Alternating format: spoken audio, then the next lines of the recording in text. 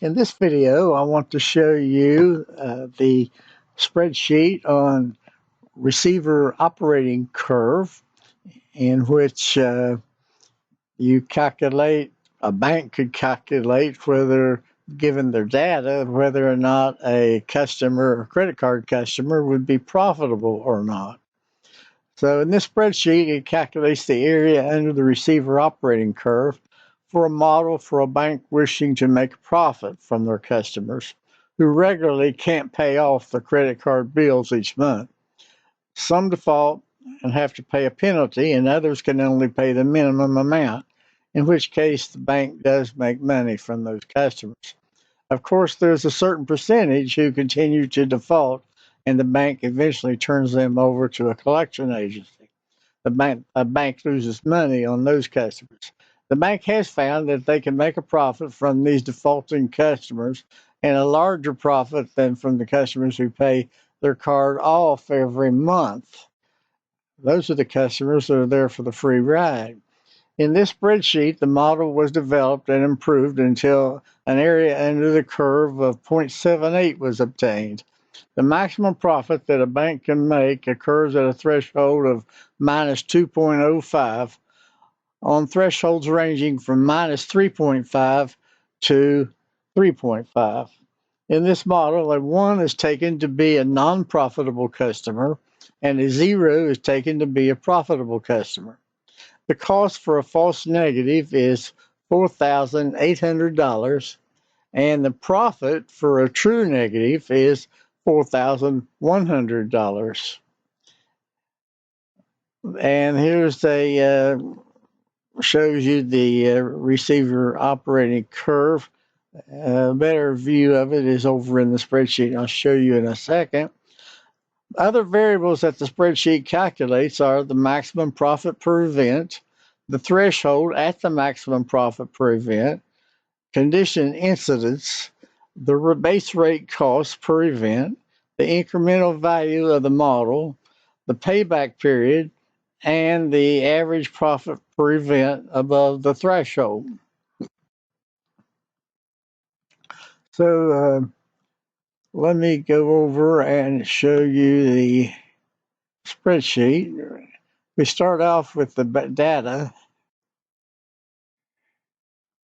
and the pertinent factors are that a credit card or bank would look at are the age of the applicant, the years at the employer, the years at their current address, the income, the credit card debt they presently have, their automobile debt, and the debt to income ratio.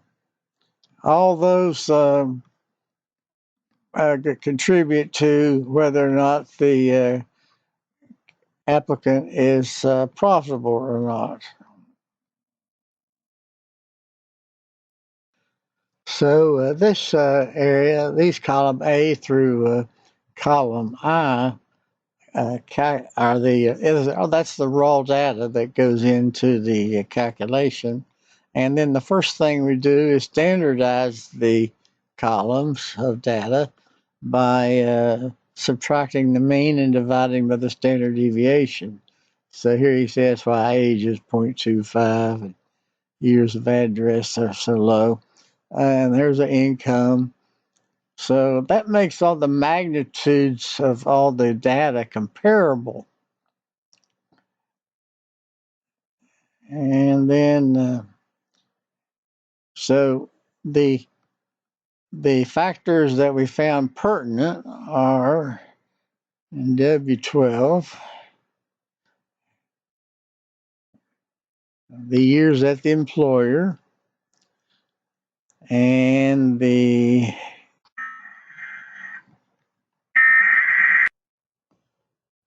so we have a age, years of employer, and the investigation into the former deputy.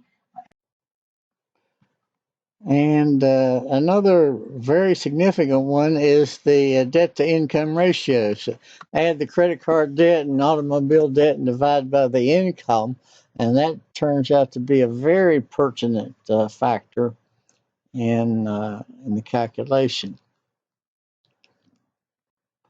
Here the section of the spreadsheet where we put in the given cost and profits, and we see that the cost per false positive is 0, and the cost for a true positive is 0. The profit per false negative is minus $4,800, expressing it as a profit is negative, and the profit for a pure true negative is $4,100 profit. And then here's the receiver operating curve, and the area under that curve is 0.78. Pretty good, pretty good. And then here's some data. Max profit per event is $21.75. In fact, let me just show you the profit curve here. Right here is the cost per applicant, which is really a profit per applicant, versus threshold. And we see here threshold about -2. We get a maximum profit of $21.75, I believe. And then that, as the threshold goes up, that tapers off, and the profit drops down to the base rate of $18.75. And here you can see the here's where for every threshold the factors are true negative, false negative, true positive, and false positive. All those are calculated, plus the important ratios. The condition incidence is 25% are ones and 75% are zeros. And here's the base cost of $18.75. And the incremental value per event or per applicant is $23.56. And let's see, if the cost per experiment for the experiment was $750,000 and there's 1,000 applicants per day, we'd pay for that in 32 days.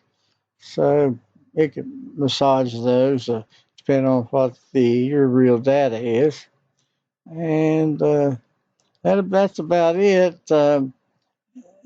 You can get the spreadsheet if you want. If you'll look at Riverview softwareinnovations.com, and I'll have a link to that in the description below the video. Okay.